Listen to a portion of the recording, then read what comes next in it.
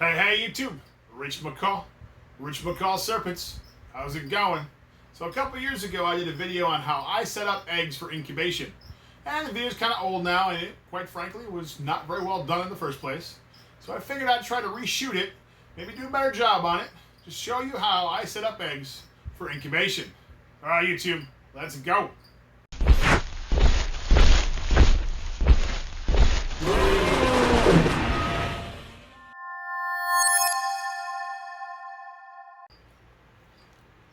So your basic pile of supplies. For this method, you're going to need fluorescent light diffuser. That's that grid in the upper left-hand corner there. You're going to need some version of plastic wrap. I prefer press and seal. You need water. Water doesn't really matter. I keep a bottle of water in the incubator at all times. That's the same temperature as the incubator. Honestly, I don't think that matters all that much either. It just makes me feel good to do it that way. You know, as long as you didn't use ice-cold refrigerated water, I think it doesn't matter that much. Then you need some record-keeping materials. I prefer masking tape and a Sharpie because I'm a very high-tech individual.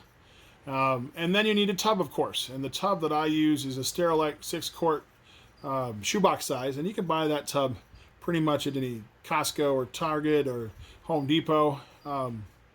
It's very, very common. Home Depot puts these on sale every single spring in massive quantities. You could buy a lifetime supply for dirt cheap and be done forever with them. 6 quarts, you know, shoebox size, just works really, really well for ball python eggs. It holds, you know, 8 to 12 eggs relatively easily. It's a good height and it's a good size for maneuvering inside the incubator. Some people use bigger. It really only matters probably if your incubator can hold it or not. Use bigger if it makes you feel good. I wouldn't go smaller. Smaller probably doesn't serve much of a purpose. And then record keeping. Let's talk about that real fast just because it's right in front of us. Some people use a card, index card, pre-made card. Basically, you just need to know what snakes lay these eggs and what date they got laid on and what date they're going to hatch on. Some version of that, whatever makes you happy. I prefer the data as you can see here. So here's my basic information that I want for my tubs.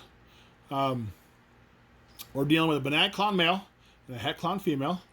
And then 6, 13, 19 is today. 8, 12 is day 60. And then I have day 55 and day 40. And here's why those matter to me.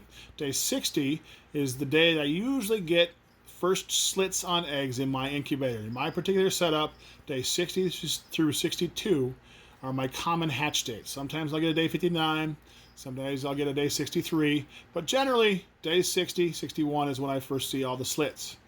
But I still want to know what day 55 is because I want the eggs to be on my radar. So if I know what day 55 is, then I start watching the eggs and it just gives me peace of mind knowing that. Day 40 is the day that I pull the plastic off the egg cases. All right, so let's talk about the plastic. So the reason you're sealing up with plastic wrap is essentially you're creating a chamber around your eggs that is airtight and the humidity is perfectly controlled. All right, so you don't have to add water, you don't have to measure your humidity. You just know that it's perfectly fine in there with that saran wrap on there. As long as the incubator itself is at the right temperature, you're perfectly fine to go. Now, at some point, eggs have to breathe. I don't know what actual time period that is. What I can tell you 110% is a ball python egg can be sealed in an airtight container like this for 40 days. And at some point, they have to breathe. I've never pushed it to see how long I can go. I don't really see a reason to do that, but day 40, it allows me not to tamper with the eggs until that day. I just leave them alone until day 40. And then I crack off the plastic.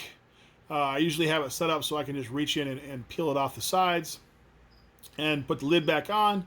And the amount of water I have put in is essentially the amount of water I need from day 40 to day 60 with evaporation. So on day 60, I still have water. And I don't have to add any water. That's how much water I put in. And I usually find that that's one width of that fluorescent light diffuser. All right, and we'll talk about that again in a moment. Hold on to your horses and I'll start showing you some eggs. All right, so there you have Mama who was a het clown. Papa was a banana clown, like I said. So the first thing that I do, pull the water. No sense splashing by accident. And then some people get scared that snake's going to bite them or fight them. And, you know, honestly, even snakes that look like they're going to tag you, it's a ball python. You know, first of all, it's not going to hurt, but bite you. But if you're frightened of getting bit, take a piece of paper towel or a cloth or whatever and just put it right over her head like that. And now you can move around her and do what you want to do, and she can't even see you coming. Just start doing it. But essentially, you're just going to pull it off. And let's see if we can see what's going on here.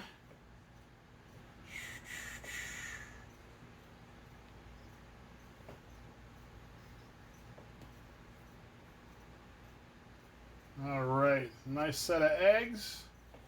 Let's see here. See how she's squished? That's how you know there's no eggs in her. She's totally squished right here. If she still had eggs, you would see a very visible lump right there.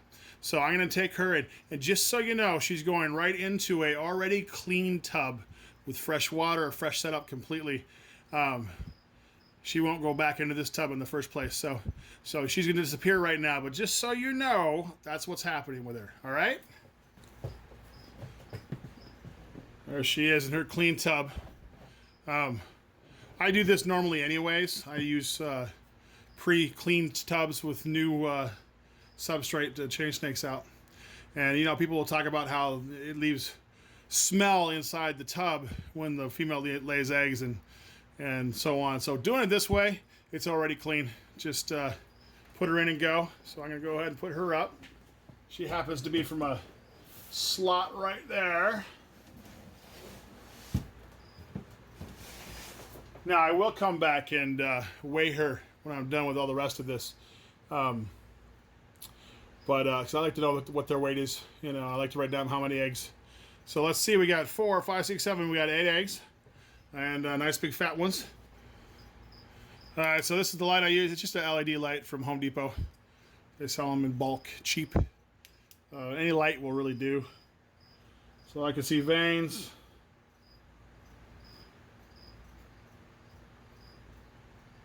And that's it. All those eggs are fantastic and good. Big pillowy eggs. So let's talk the tub here. Here's our tub. The day I went to Home Depot to buy light diffuser, this is the size they had. It's relatively thin. And it comes in bigger sizes. I just didn't have it that day, so this is what I bought. Anyways, I like to put water up to the top level of this first set of the diffuser, okay?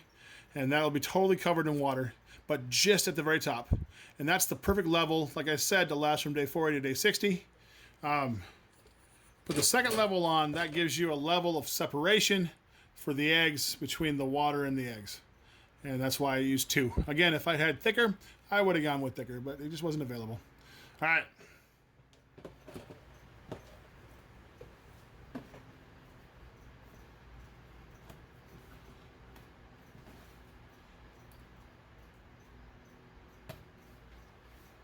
These were stuck a little bit there, as you saw. They are, however, nicely stuck together. And there, boom. That's it. That's all I'm going to do. So at this point, we're almost done. Just need some water and some foil. You don't want to have the eggs touch the sides. So I'm going to see right here. I put it in, and this one's touching. I don't want that. So I'm going to move the whole thing over.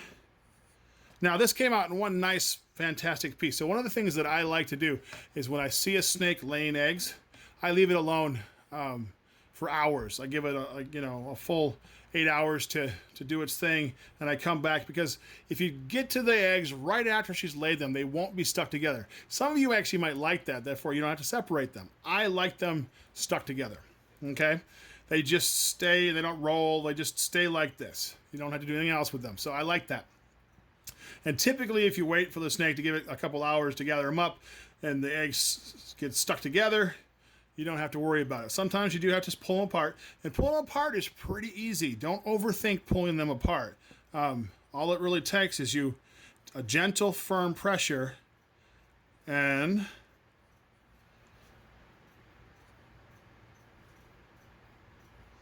As you can see, slowly.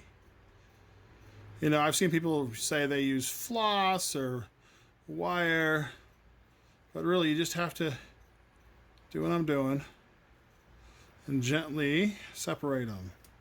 And there. I'm not going to fully do it. I just want to show you that little part right there. I like it stuck, like I said. So that's how you do it. Just gentle, firm pressure and it will come apart. All right. So nothing touching on the sides. There we go. Put those back down right there.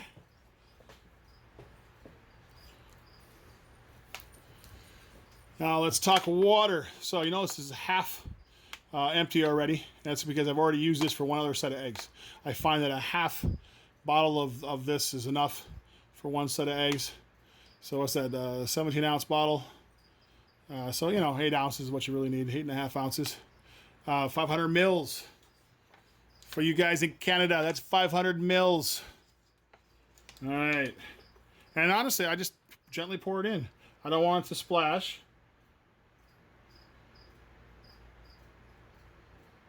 And because I know how much I need, I don't have to think about it. Now you have a grid work. It may be uneven down there. So typically I pour in half and give it a second to equalize. Sometimes, depending on what surface you've got this on, you may have to pick it up. And that will even it out a little bit too. You just don't want to douse your eggs in water. Honestly, if you poured it on them, they probably would still be okay. It would just drain off them. And then you could blot it off with paper towel or whatever. But you shouldn't do that. If you accidentally do it, don't worry about it too much. Just use a piece of tissue paper or whatever to blot the water off. It's not going to kill them as long as you keep them clean. That's it. Boom. Water done. All right.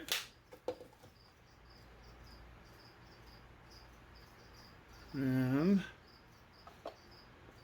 I can actually go a little bit more. Like I said, I typically like that first layer covered. That's good enough. And you can see there's a whole layer of separation there between the eggs and the water. All right, now saran wrap, press and seal, whatever version of this stuff that you like. So you just rip off a pair of or a slice of press and seal. That's the right size for your application. And this is what the magic of press and seal is. You can go like that, and it sticks. Pull it tight going this way, and then it just makes it really easy to get a really drum tight seal. And that's it. I don't have any real problems with condensation dripping down on the eggs. If you were to have problems, you could do two easy fixes. Is one, just put something, not even a very high object, but just like a slice of cardboard tube or something under one side to give it just a tiny bit of an angle so the water would run to one side or not. The other thing you can do is you could push down hard and still do it tight, of course, but push it down and give it an angle where any condensation could roll down to that corner. The eggs are not right there. The eggs are over here. You don't want to do this over the eggs. And then theoretically your condensation will roll down to that spot and drip right there. But honestly, I don't even have a problem with that. I like it nice and tight. And I keep an eye on it, of course. Not every day, but you don't really need to do it every day. When you're new to this, though, you're going to stare at them nonstop every single day. That's okay, too. That's part of the fun of doing this for the first time, is staring at your eggs every single day for 60 days. Nice. And then, boom, just put that on top. With the Sterilites, they'll click on the side here, and they'll click on the side there. And that's it. Boom, done. Go put that in the incubator. We're good to go. That's basically it. The Substraitless Incubation Method. One thing about incubating is there's 101 ways to do this. In the end, if you get 8 eggs to hatch on day 60 or day 55, whatever it is in your incubator, and they're healthy and you're happy, just do it your method. I like this method. It's easy. I didn't invent this method. I found an article in World of Ball Pythons way back when, and I followed it to the T, and it worked for me. I've heard reference to people using Substraitless incubation going way back, at least into the 70s, into the 60s. Some of the pioneers of our hobby were doing it way back then. So who knows how old it actually is. I certainly didn't invent it, but it works really well to me. And if you have any questions, leave a comment, leave a question. We'll go from there. All right, YouTube. Rich McCall. Rich McCall Serpents. See ya.